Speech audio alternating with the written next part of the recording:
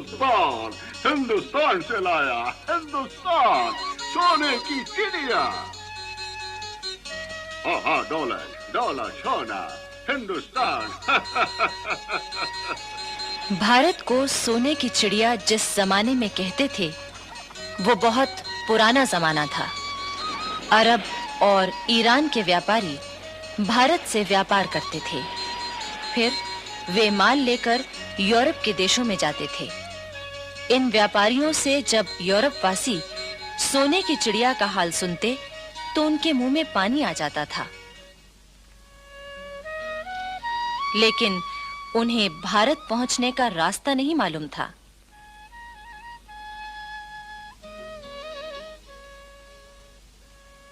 आखिर एक दिन कोलंबस नामक यात्री भारत की खोज के लिए निकला, लेकिन अफसोस उसने पश्चिम का रास्ता पकड़ लिया और वो जा पहुंचा अमेरिका। बस लगभग इन्हीं दिनों पुर्तगाल से भी एक यात्री सोने की चिड़िया खोजने चला था। 22 मई 1498 को उसका जहाज मालाबार तट पर कालीकट पहुंचा।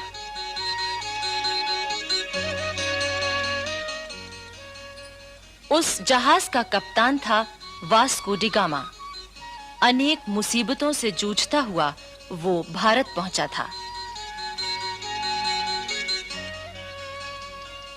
उस समय कालीकट में सामुरी नाम के राजा का शासन था। इतिहास में उसको ज़ेमुरिन के नाम से भी कहा गया है। वास्को डी गामा सामुरी के दरबार में गया। उसने सामुरी को कीमती भेंट दी। सामुरी ने वास्को डी गामा का स्वागत किया। वास्को डी गामा ने सामुरी के राज्य में व्यापार करने की इजाजत मांगी, जो तुरंत ही मिल गई। 2 ही साल बाद यानी 1500 ईस्वी में पुर्तगालियों ने कालीकट में एक कोठी बना ली। 3 साल बाद उन्होंने कोठी की किलेबंदी कर ली। वहां अपने सिपाही नियुक्त कर दिए। बहाना ये था कि ये काम वो अपनी रक्षा के लिए कर रहे हैं।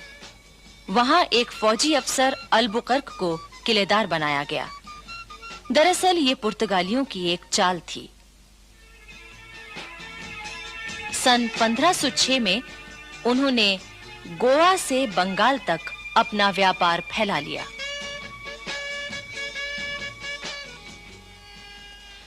सत्रहवीं शताब्दी के प्रारंभ में हेक्टर नामक एक जहाज अंग्रेज व्यापारियों को लेकर भारत की ओर बढ़ने लगा। इन्होंने सन 1600 में महारानी एलिजाबेथ से आज्ञा लेकर एक व्यापारिक कंपनी बनाई थी, ईस्ट इंडिया कंपनी।